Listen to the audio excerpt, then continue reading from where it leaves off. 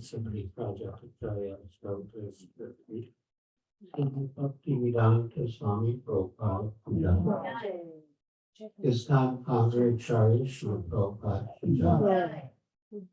Jaya Vishnupada Paramahansa Prajakacharya Stotra Satyasri Srimad Bhakti Siddhanta Saraswati Goswami Prabhupada Jaya Ananta Koti Vaishnavanda Ki Jaya Amacharya Srila Haridas Thakur Ki Jaya Prem Se Kaho Sri Krishna Chaitanya Prabhu Nityananda Shri Advaita Gadadhar Srivasadi Gaur Bhaktivinoda Ki Jai Shri Radha Krishna Gopi Gopinath Sham Kunda Radha Kunda Giri Govardhan Ki Jai Vrindavan Dham Ki Jai Navadvip Dham Ki Jai Chamuna Mai Ki Jai Ganga Mai Ki Jai Tulsi Devi Ki Jai Bhakti Devi Ki Jai Samveta Bhaktivinoda Ki Jai Nita Gaur Premanandi,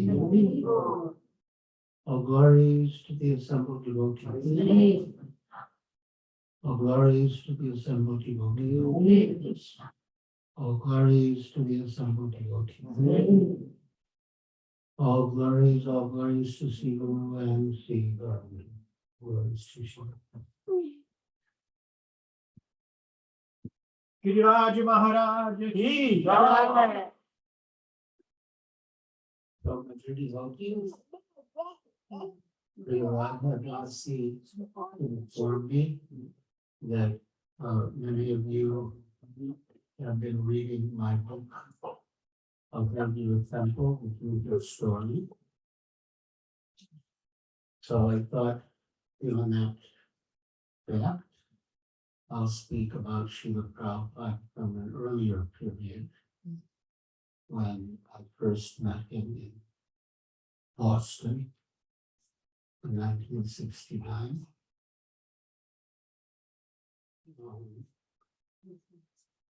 So I was a student at Brandeis University, and on the campus I saw a poster,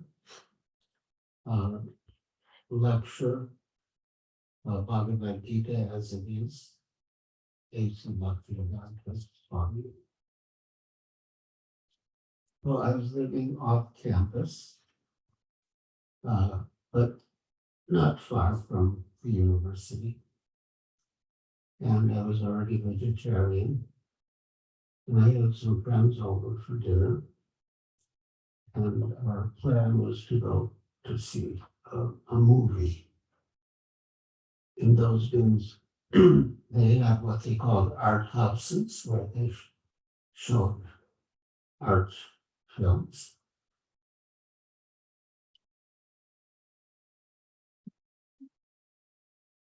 But something within my heart kept telling me that I should go to this lecture. And one of my friends, a lady friend in particular, was very upset. And she said, why can't you be like a normal person? Why do you always have to be after the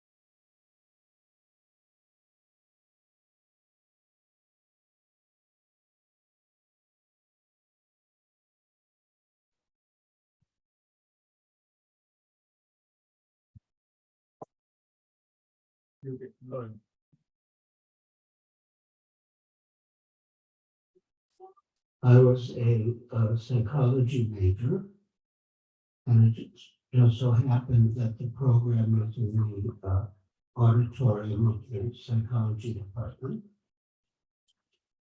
So my friends and I went, but because of all the discussion, we missed the lecture. But the devotees were performing kirtan on stage with Srila Prabhupada, and students from the audience were climbing up onto the stage and joining in and chanting and dancing. I also felt like doing that, but I knew it would be too much for my friends. Because it sort of swayed in place. And after the lecture, one of the devotees announced that if anyone is driving to Boston or Cambridge, they should meet the devotees in the lobby because the devotees need a lift. And I was driving to Cambridge. The movie was at Harvard Square. So I met the devotees in the lobby.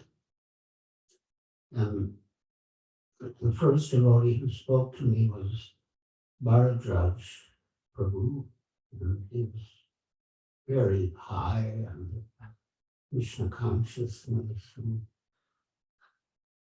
so anyway, that was also an interesting exchange, but for the sake of time, I'll move along. So I said, yes, I'm driving to Square. I think the devotees arrived. So all the devotees piled into my red Rambler station wagon that my father had given me as a high school graduation present. And I was sitting in the front seat with that lady friend and a devotee named Janava. And they're all the other devotees piled in the car. So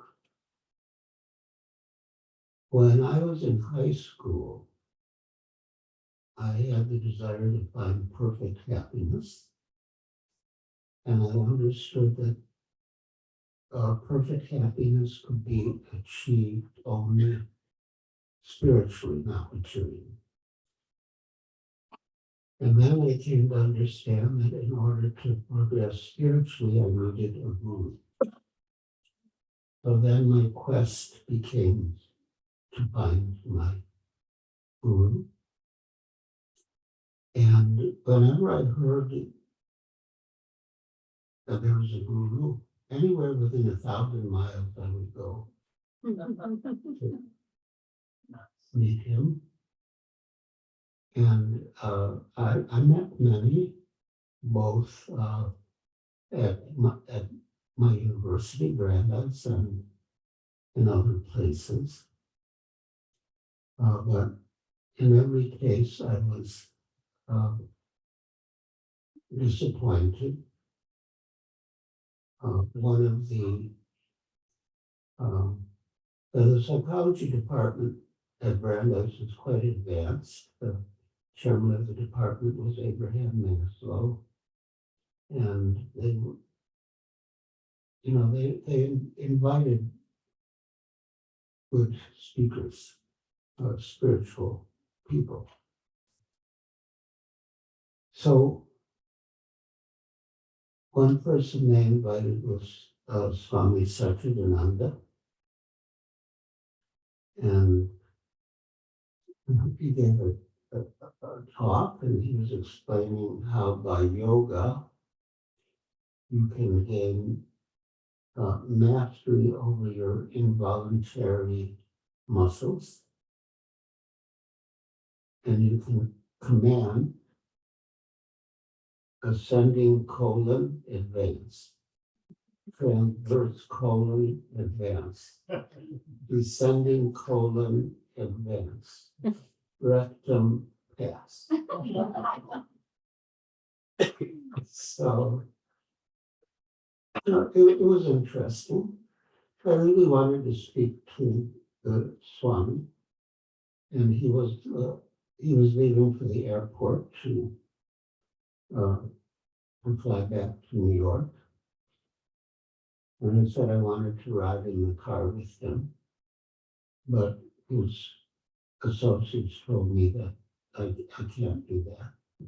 But I could ride with some of his uh, devotees. So I rode with them, and they were discussing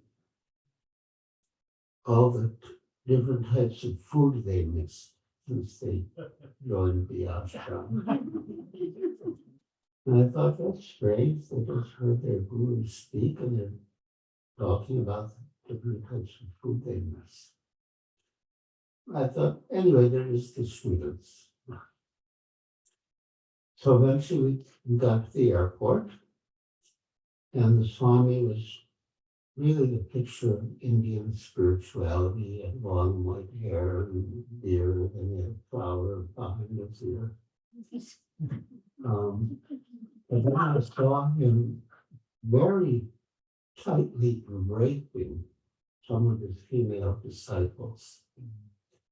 And I thought, he's not my perfect. So then I went to Rochester, New York, to meet Philip Kaplow, who had written a book called The Three Pillars of Zen.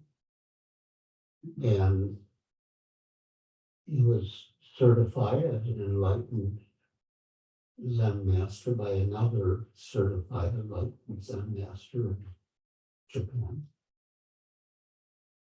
So I went to his ashram in Rochester, and we were put in a room and told to face the wall, and we were given a koan, that means like a riddle, to meditate on. A famous example of a koan is, what is the sound of one hand clapping?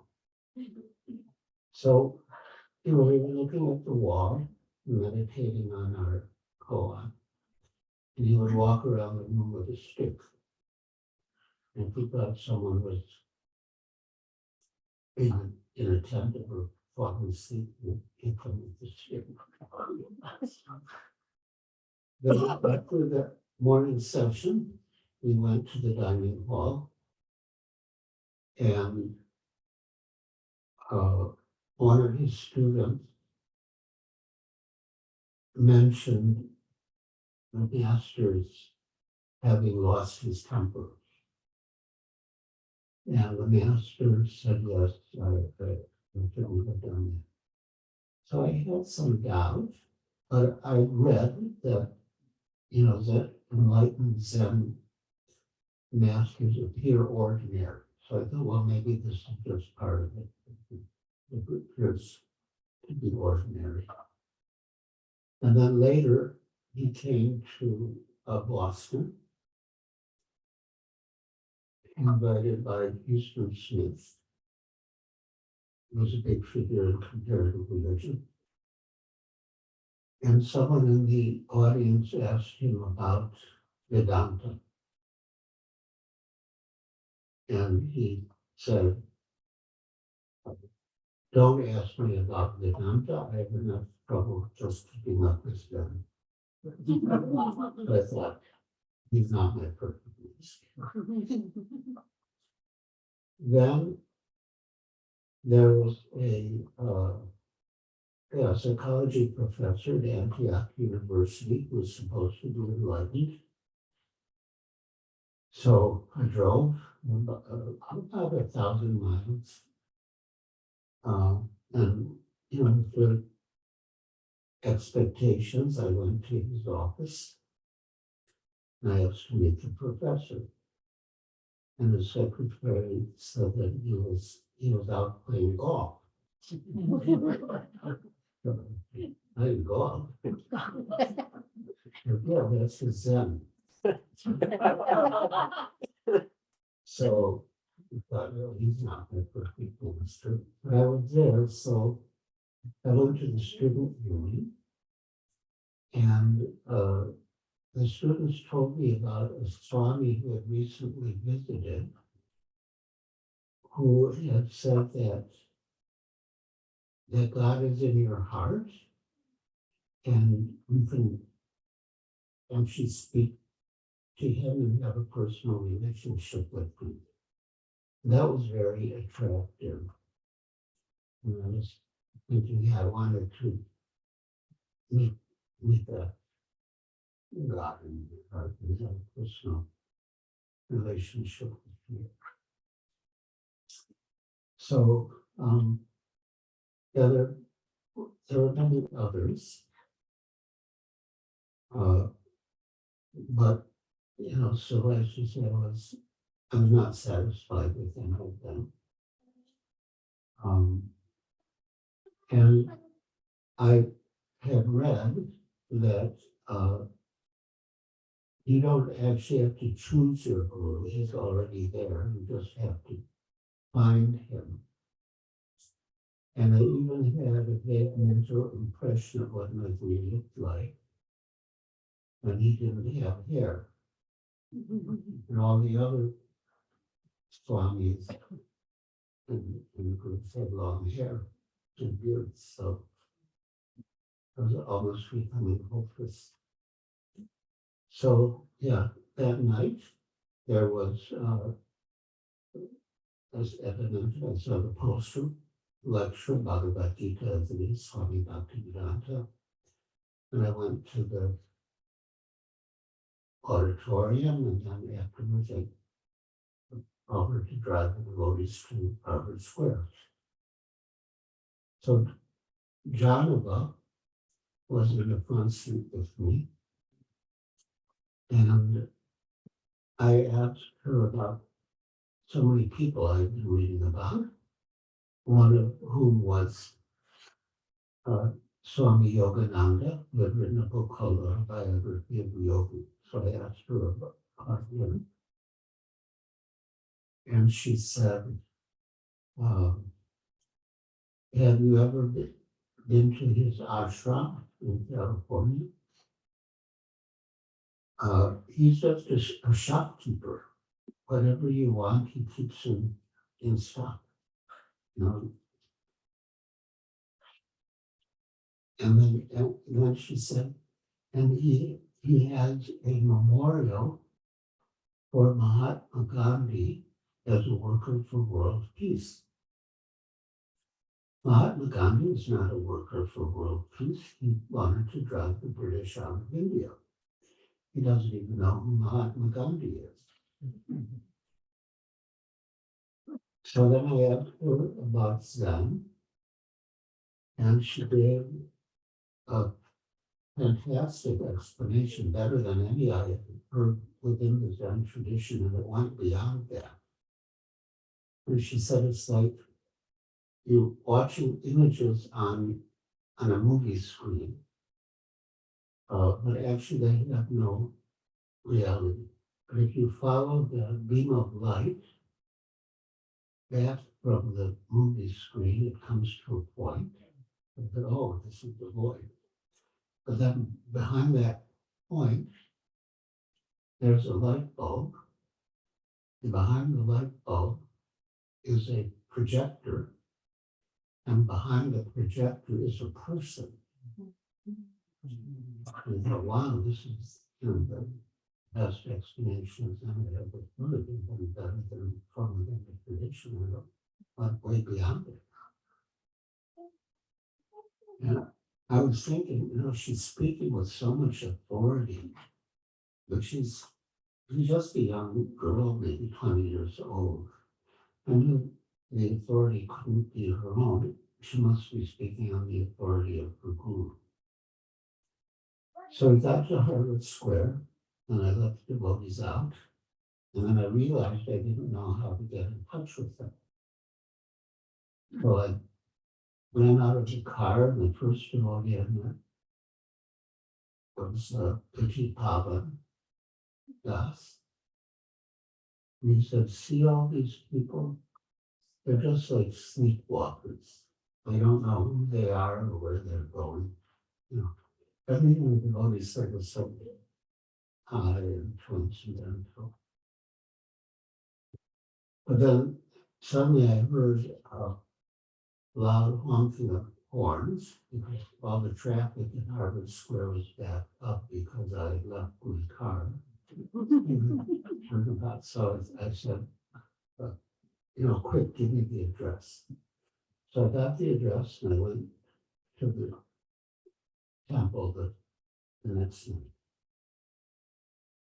And Srila Prabhupada was giving a talk, and because of his thick Bengali accent, and because I wasn't familiar with the philosophy, I didn't understand that much of it. But at one stage he said, out of many thousands of men, one will seek perfection. And I thought, that's me. He was talking about me. And then at the end, he asked for questions. So I raised my hand and I asked the question I was burning to ask. And I said, there are so many swamis and gurus, and each recommends a different method of self-realization, and each says this is best. So how do I know which is actually best? And Srila Prabhupada's response was brilliant. He asked, what is your goal?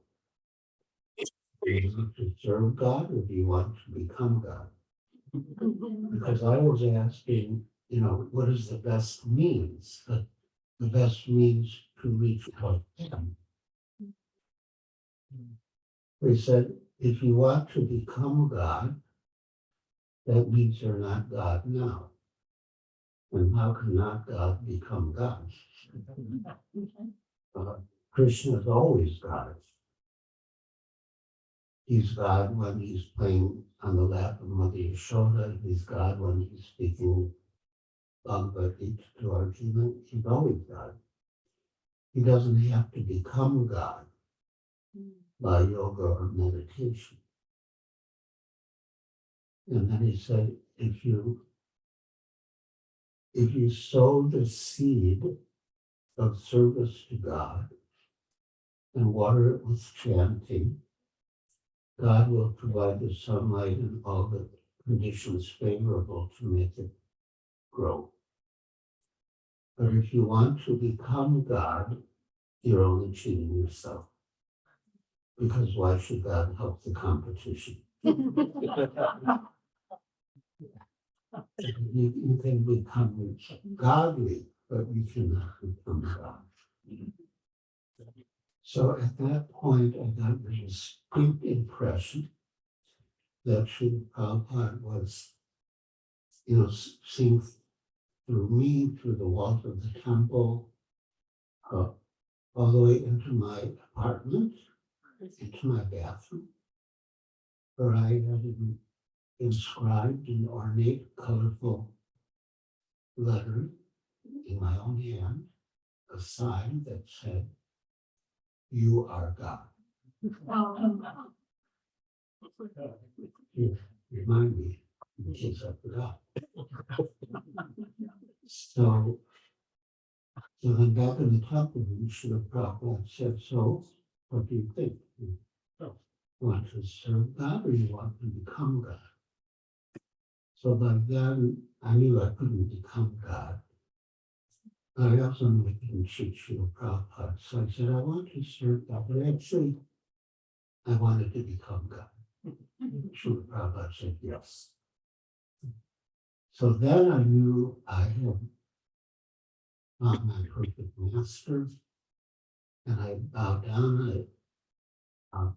In obeisance, I kept my head on the floor for a long time, mainly in the mood of surrender. But I was also afraid to look up because I thought people might be glaring at me that, oh, he wanted to become God.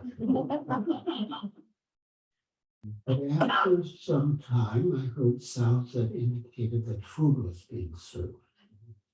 So I thought this would be a safe time to come up. So I looked up, everyone was smiling and happy, no one was wearing it. And there's this plate of prasad. And the first item I tried was a cauliflower kora. There was such an explosion of taste in my mouth like nothing I ever experienced before. And every item was spectacular. There were so many different colors and textures and tastes. So I thought everything about Krishna consciousness is perfect. The guru, the philosophy, the process, the chanting, uh, food. So um, I, I was convinced. Then the devotees didn't have a motor vehicle. So every night I would come and the Prabhupada's program was Monday, Wednesday, and Friday. He would speak at the temple. And then on Sunday for the Sunday conference. And then Tuesday and Thursday and Saturday, he would speak outside. Tuesday and Thursday were usually at a university. So one day at one of the universities, I think Northeastern University.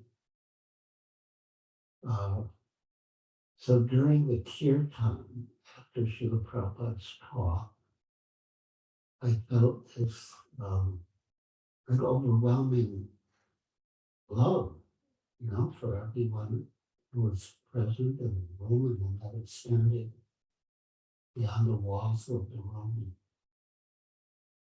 uh, throughout the country, across the planet.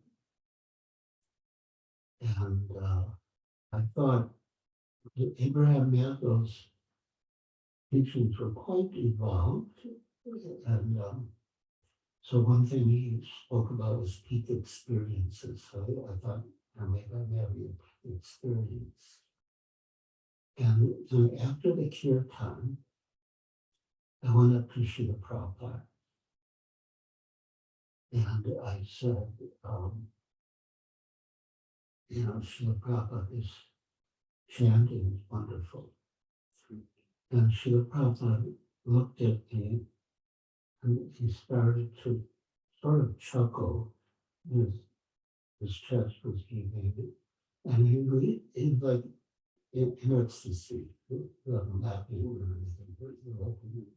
He said, thank you very much.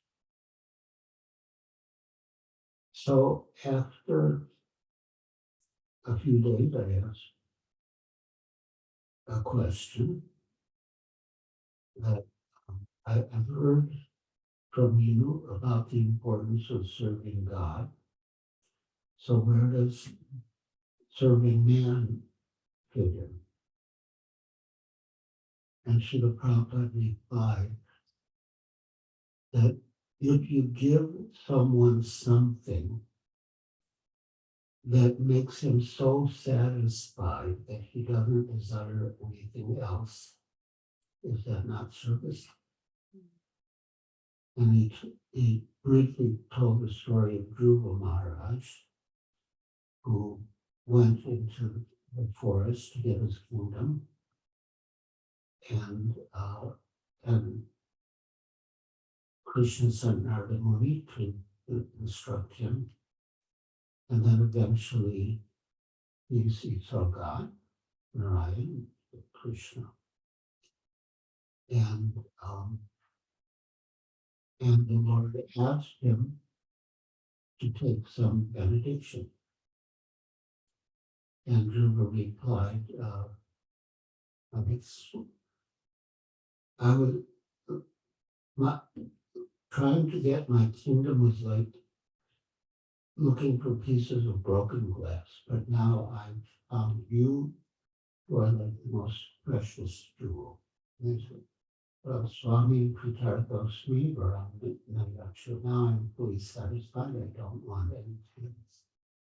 So Srila Prabhupada said, if you give someone something that makes him so satisfied that he doesn't want anything else, is that not a good service to a person? So, he answered all my questions. I was fully satisfied. But then, after a few days, the devotees said that Srila Prabhupada was leaving, and if I'd like to go to the airport to see him off. And I didn't know that Srila Prabhupada would be leaving Boston. I didn't know there were so many centers around the United States in which Srila Prabhupada would be traveling. I said, yes, I would like to. So we went to the airport, and at the airport, many of the devotees were crying. And so I asked one devotee named Arundhati, why are the devotees crying? And she said that Srila Prabhupada said on the absolute platform, there's no difference between meeting and separation. Both are occasions of ecstasy. And it sounded good, but still I wasn't quite sure how practical it was. So the devotees stayed in the departure area, and they watched the plane until it disappeared in the distance. Because Srila Prabhupada had said that when the spiritual master leaves, they should watch the plane until it disappears in the distance. Just like the gopis watched the chariot that was taking Krishna to Mathura until it disappeared in the distance. So again, I heard that. She said, on the absolute platform, meeting and separation are the same. Both are occasions of ecstasy, but I still wasn't sure how practical it was.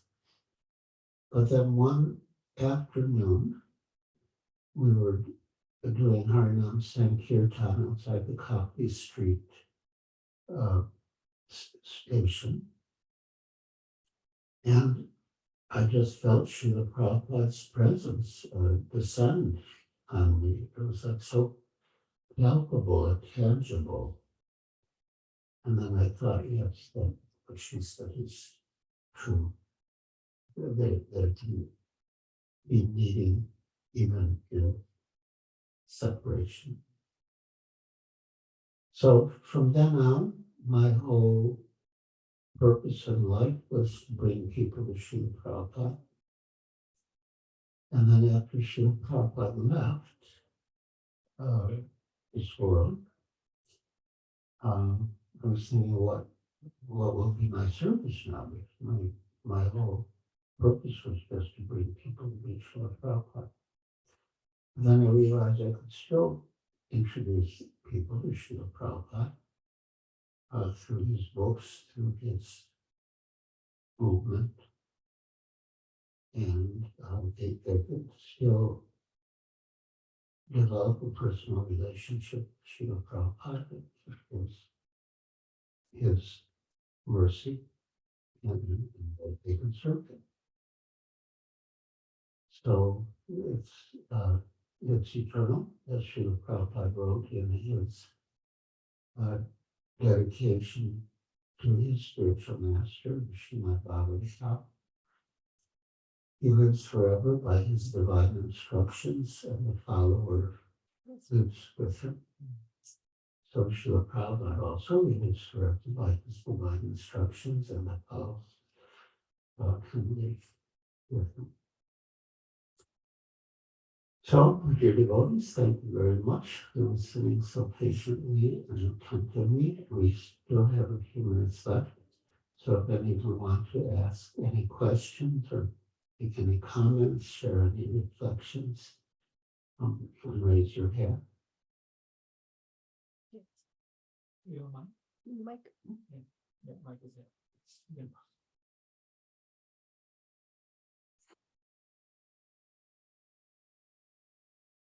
Hare Krishna Maharaj. One thing which I really admire about your discussions and points is how you were um, very well aware of what your destination was at a very young age. At high school itself, you had a clear picture of where you want to go, and in college, it was almost certain.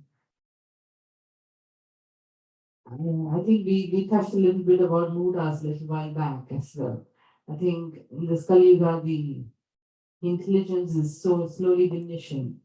So, what's your advice on realizing the self at a very early age?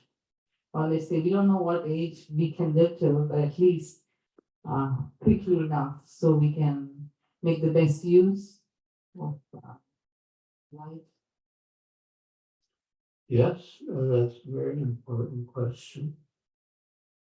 As Srila Prabhupada said, we want to finish up in this very lifetime. And we can do that by strictly following the process of Krishna consciousness. And as part of that, sharing Krishna consciousness with others.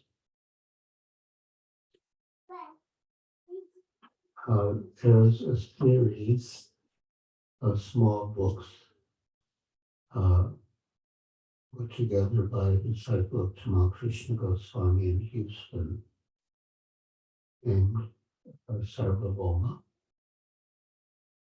And in one of those volumes, he put as a characteristic of Tamal Krishna Goswami something like purveyor of good news.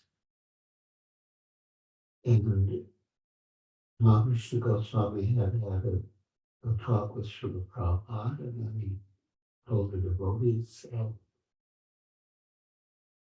that I have good news for you. Srila Prabhupada said that Krishna wants us to go back home back to Godhead in this very lifetime. And that if the devotee is not ready, Krishna can extend his life beyond what its limit should have been, so that he has more time to become perfect in Krishna consciousness. So, yeah, I mean, Krishna wants us to go back to Godhead at the end of this life. Srila Prabhupada wants us to go back to Godhead at the end of this life. And we can. Just have to follow the process. And part of following the process is sharing Krishna consciousness with others. Hare Krishna. Online has any question? No. You ask. Anyone online has any questions? No, thank you, Mataji. But what Guru Maharaj just said, there's some solace there that we may be given some little time to finish unfinished business. So fingers crossed. Thank you, Guru Maharaj. Sorry. There's a question. Yeah, thank you, Maharaj. It's when you're young, you have issue with time. You manage very well with time, how to search for what you wanted. I was so busy at work and this and that, and my life was like that. But gradually, I come to this way. Um, how do you manage this time? Uh, Folks, a lot of people want to manage their time, so how is it possible? Yes, I actually wrote a little article called Time for Krishna. And in the article, I quoted a statement by Goethe, a German philosopher, who said, uh, things that are more important should never be at the mercy of things that are less important. And I gave the example that if you have a bottle and fill it up with small pebbles, there won't be any room for big rocks. But if you fill up the bottle with big rocks, there will always be room for little pebbles to fit in between. So the big rocks are the important things, which is Krishna consciousness. And so if we fill our time with the big rocks, with Krishna consciousness, there'll always be space for the little less important things to be done. But if we fill our time with the less important things, then there won't be any room for Krishna consciousness. So, yeah. So things that are important should never be, things that are more important should never be at the mercy of things that are less important. So you have to give priority to Krishna consciousness, and other things will fall into place.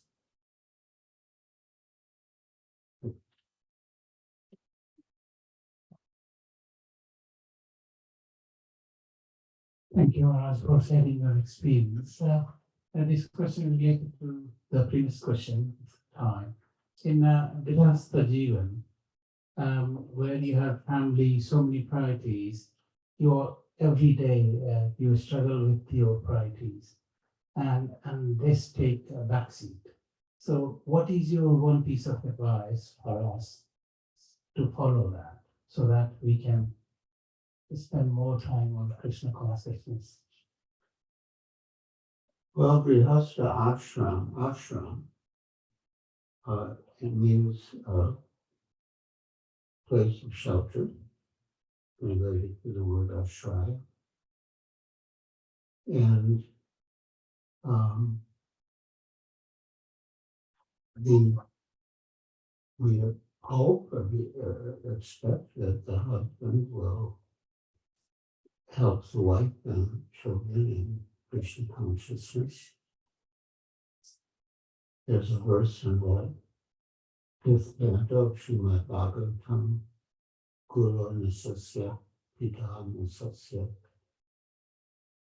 Nisasya, which says that no one should become a guru, no one should become a husband, no one should become a mother, no one should become a father, no one should become a worshipable personality unless he or she can deliver his or her dependence from the repetition of birth and death. So that's your first duty as the husband, as the father, to deliver your dependence from the repetition of birth and death. And as Srila Prabhupada explains in his purport, one can do that if one is a pure devotee. And pure devotee doesn't necessarily mean a perfect devotee, but pure devotee means someone who's engaging in devotional service without any ulterior motive. So that should be your focus, and even your earning money, but you're using the money to support your and your family's Krishna conscious lifestyle. So that process of earning money is also not separate from Krishna consciousness. It's part of the process of maintaining your Krishna conscious lifestyle. So you should see everything that you do, even in Grihastha Ashrama, as being related to Krishna. And it should, in fact, be related to Krishna. And then, yeah, you won't feel this duality. So that's happening.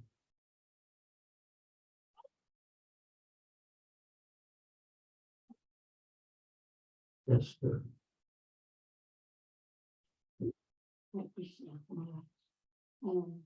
Yes, and it sounds like your journey was very fast track towards Prabhupada.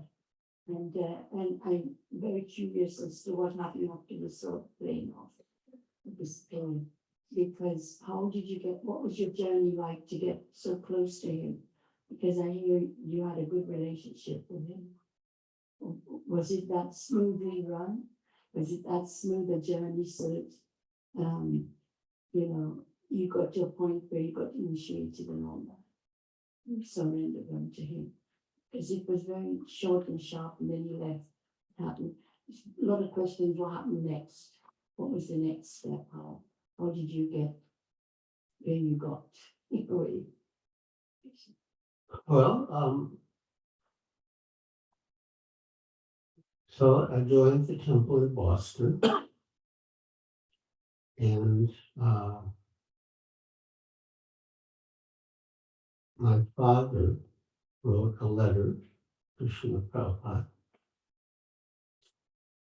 saying that I was a good student, and I should continue my education. So Srila Prabhupada wrote me a letter, and I've enclosed one letter from your father, which speaks for itself. And, if you go back to the university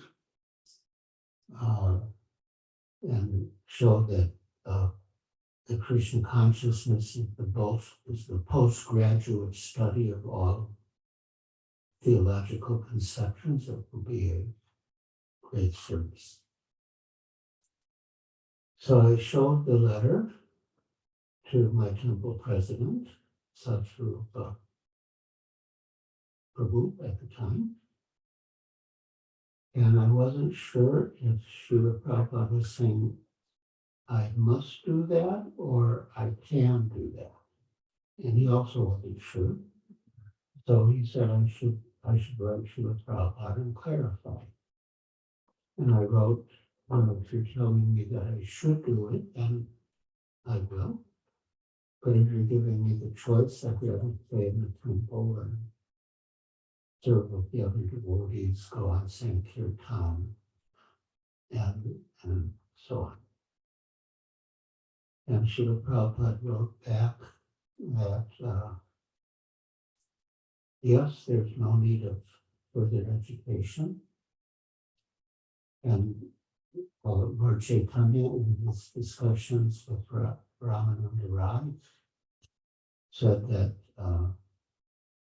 of all educated persons, the one who's educated in Krishna consciousness is the best educated person.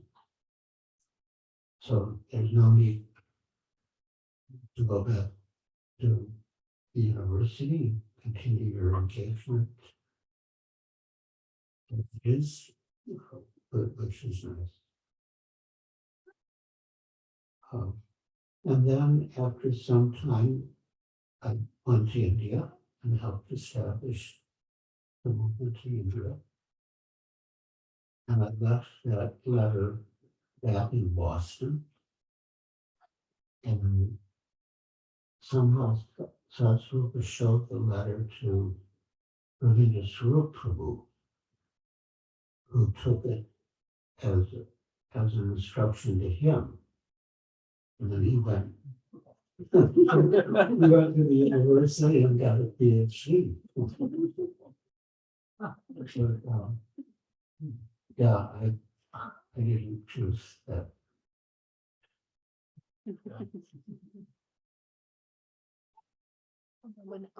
Yes.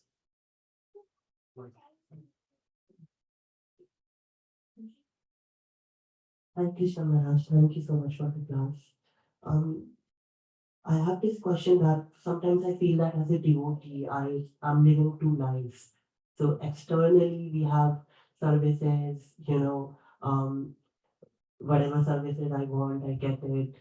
Running the sangha and all that stuff. And, initially when I came, I had this spark, I was motivated, I wanted to do things. But after a certain point of time in the community, everyone knows you, everyone says that you are a good devotee, all that stuff. But internally, I feel stuck and I feel that there's no progress happening and that humility which needs to be there, it's not coming.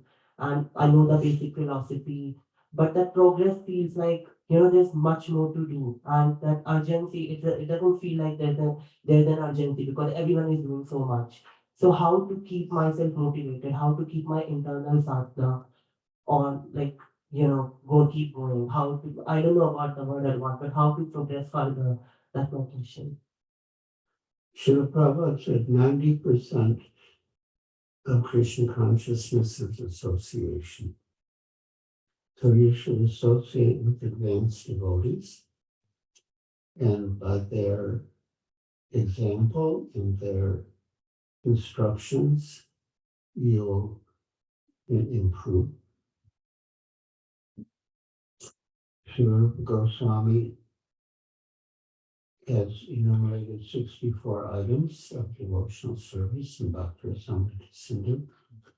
And he says out of the 64, 5 are most potent, and even a slight association with any one of the 5 can awaken dormant love for Krishna.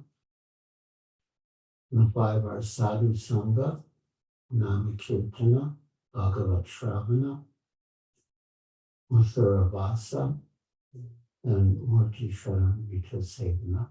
I won't translate, because I think you can all understand. And then he gives a definition of Sadhu Sangha. Sojati Ashaya Snigde Sadhu Sangha Swato. And Sojatiya means, in a literal sense, belonging to the same community. In our context, it would mean follower of Srila Prabhupada. Sojati Ajay Smigde. Smigde means that the sadhu should be affectionate to you. And Sotovari means the sadhu should be more advanced than you. That's the definition of sadhu sangha as one of the 5 most potent devotional service. So you should look for sadhu sangha. And by sadhu sangha, you'll make advancement. The consciousness will become elevated, and you'll become more inspired and determined in devotional service. Thank you, Maharaj. I appreciate Hi, Krishna Maharaj. Thank you so much for class. Maharaj, you mentioned about association. So I heard in one of the lecture that your progress in Krishna consciousness is also depends on the members you come in contact with within the movement. So how do we analyze that we are taking guidance from the correct members within the movement?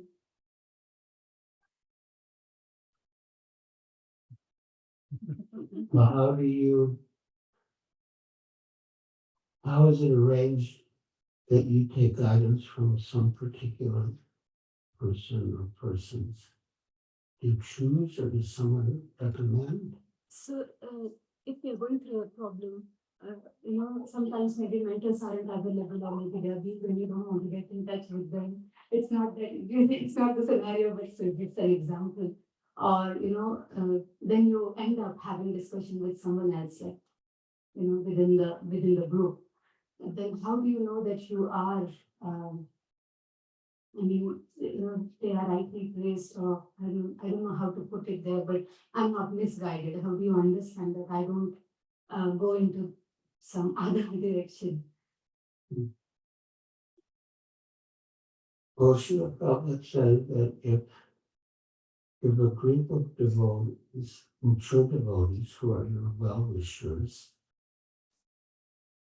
tell you something, you should take it as coming from Krishna. So, yeah, we need sadhu sangha, certainly. And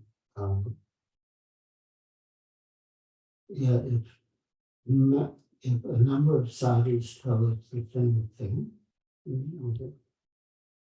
take it as coming from Krishna.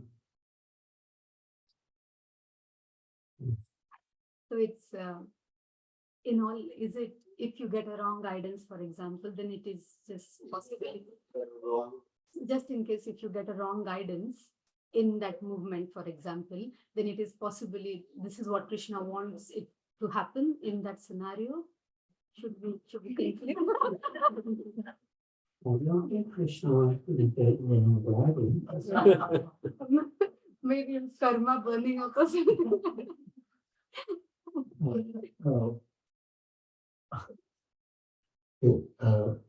It reminds me of something that Srila Prabhupada said, that good judgment comes from experience, and experience comes from bad judgment.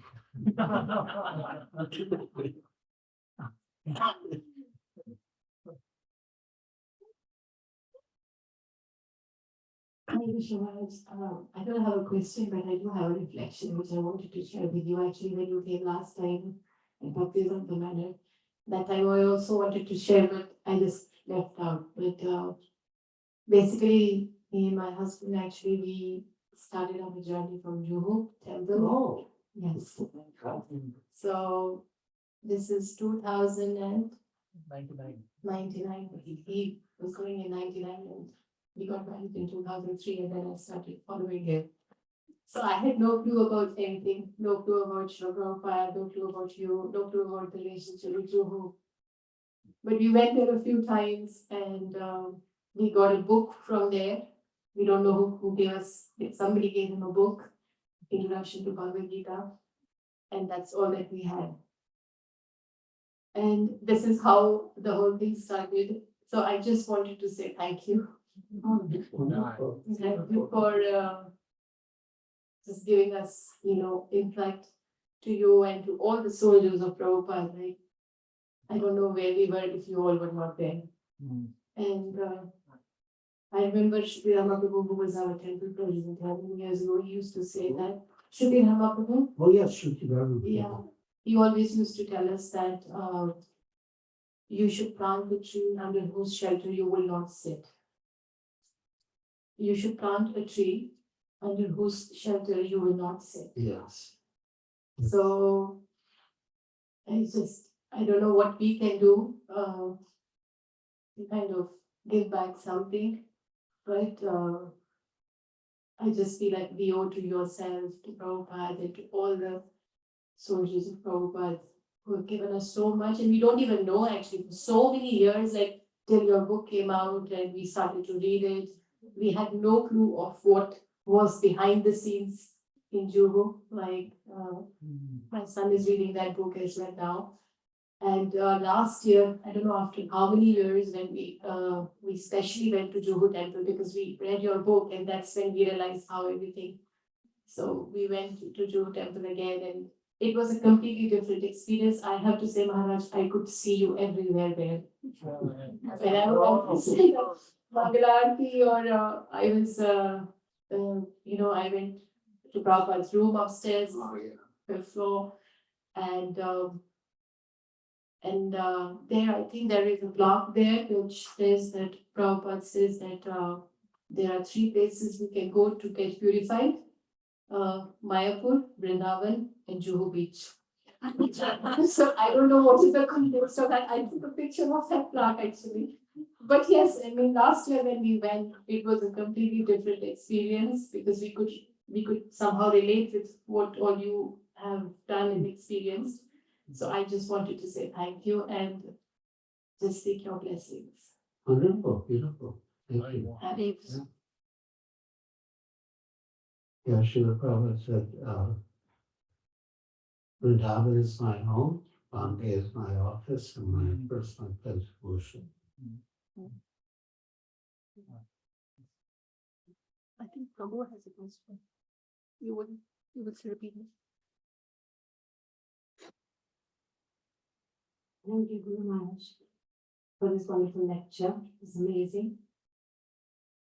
It's really interesting. And in the Bhagavad Gita, Krishna says that only very rare souls can go back home to Godhead.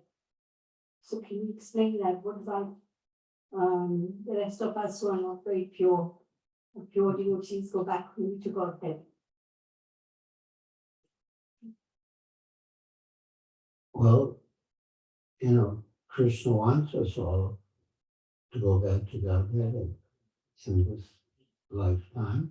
And Prabhupada wants us to go back to Godhead in this lifetime. And it's possible. We follow the process sincerely and seriously. There's a history of a devotee named Bilvamangal Thakur. And Bilvamangal Thakur was born in a Brahmin family, and he was quite advanced. And but he was attached to a prostitute. And one night, there was a raging storm, but he was determined. He wanted to visit the prostitute. So somehow he crossed the river, and he got to her house, but it was all closed because it was late and it was stormy. She thought he won't come. And anyway, eventually, she let him in. And she told him, if you have as much attachment for Krishna as you have for me, it would be better for you. So her words entered his heart, and he left immediately for Vrindavan. And it is said that Bilvamangal Thakur's guru from his previous life spoke through the prostitute to him. And Srila Bhaktisiddhanta Saraswati Thakur said that, we should finish up in one lifetime and go back to Godhead. So that I don't have to come back and save you from a prostitute's house. So, I mean, that should be our basic. We always need mercy for any sort of progress in devotional service. But then again, The third canto of Srimad Bhagavatam describes devotional service under the influence of different modes. And, Srila Prabhupada has paraphrased that section. A devotee influenced by the mode of ignorance thinks, I'm the only devotee. Everyone else is nonsense. A devotee influenced by the mode of passion thinks, I want to be known as being the best devotee. Biggest book distributor, as the best devotee. And a devotee influenced by the mode of goodness thinks, I want to go back home back to God. But a devotee who is transcendental thinks, I just want to serve Krishna and be Krishna. So, I mean, one can do that, going back to God, but that's not the primary, well, that's not the actual goal.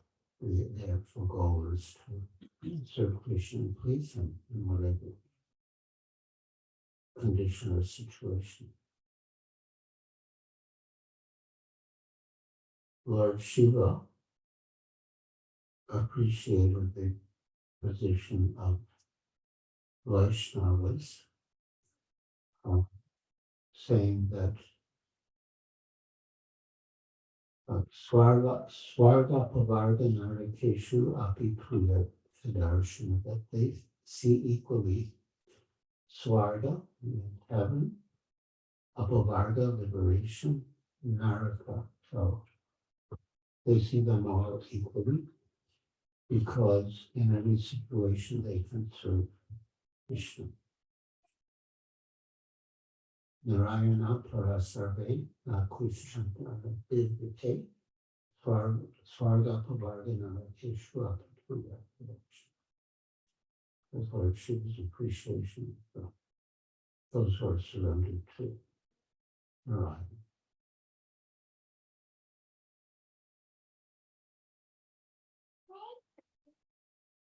I think we get closing. It's going about 7.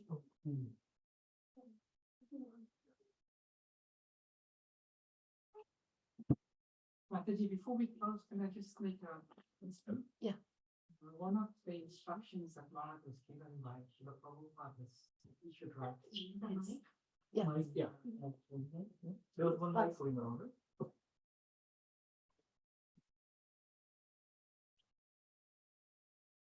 So one of the instructions that Maharaj was given by Srila Prabhupada was that he should write. Should be his main purpose. So over the last few years, Maharaj dedicated his time and energy into writing various books. Most of the books is in glorification of Srila Prabhupada and Srila Prabhupada's disciples. And he's published 5 books. There you go. The first one is called Watering the Seed. It's anecdotes and experiences from the teachings and pastime of Srila Prabhupada. Second book is called Many Moons. It's reflections on departed Vaishnavas and Vaishnavis. The third book Maharaj has published is called Life's Final Exam, which is the teachings about death and dying from the Vedic literatures. And beautiful book that Maharaj has published was called I'll Build You a Temple, the True Story. In Srila Prabhupada's pastimes on this planet, one of the most challenging pastimes was establishing and building the temple in Shuru.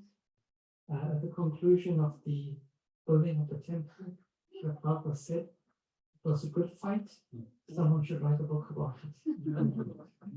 And Maharaj has written this beautiful book called I'll Build You a Temple, the Jewish Story.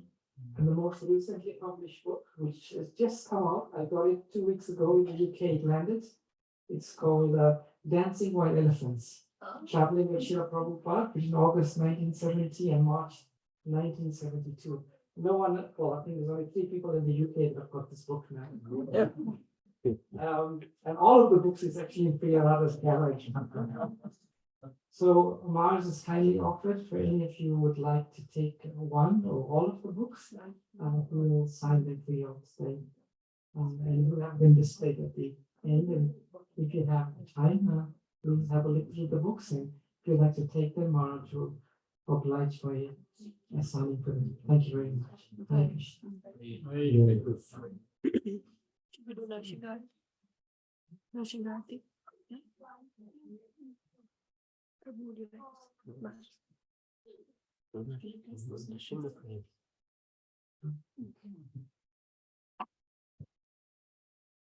Now I do the voting, we will sing the sugar prayers.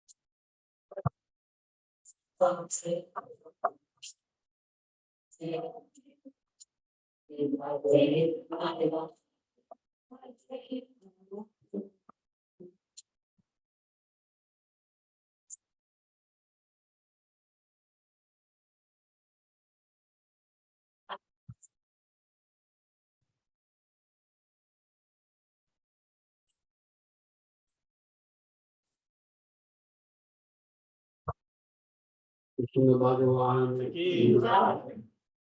Lord Maharaj ki jai. Srila Prabhupada ki jai. Nitai Gaur Premanande. Hare Krishna.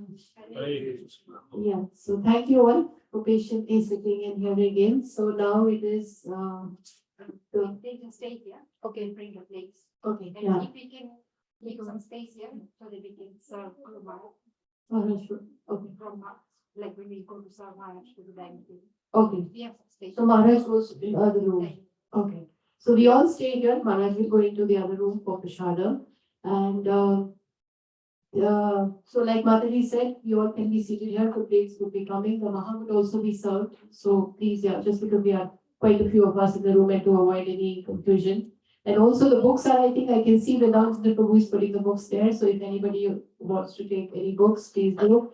And then Maharaj will be available to. Yeah, I'll sign. I'll preside later. Okay. There's a book signing room. Okay, so Maharaj is saying he will have prasad later. So if anybody wants to take any books, then please take your books and then you will come and speak to the Come sit down. So Maharaj will sign the books in the dining room. dining room. Can everybody be seated? Yeah. For 2 minutes. Okay. Can everyone please just wait for a couple of minutes? Yeah. His Holiness Giriraj Maharaj ki. Yeah. Hare Krishna, thank you so much, Maharaj, for making your time. If you, as I don't know how many of you know, but Maharaj just flew yesterday to UK. So Maharaj is just must be tired, but he still made time for all of us. So thank you for all your love, Maharaj. And it was really inspiring. As my wife said, yes, our journey started at Juhu. So it's all because of, I would say, all great coach teams. Thank you, Maharaj. Before we go for Prasadam, I just want to thank the team who had made a lot of hard work today to make this evening very pleasant. So first of all, Niladri Prabhu for organizing the sound system. We don't talk much to Niladri Prabhu, but just made a phone call and he just agreed to come. So thank you, Niladri Prabhu. And we had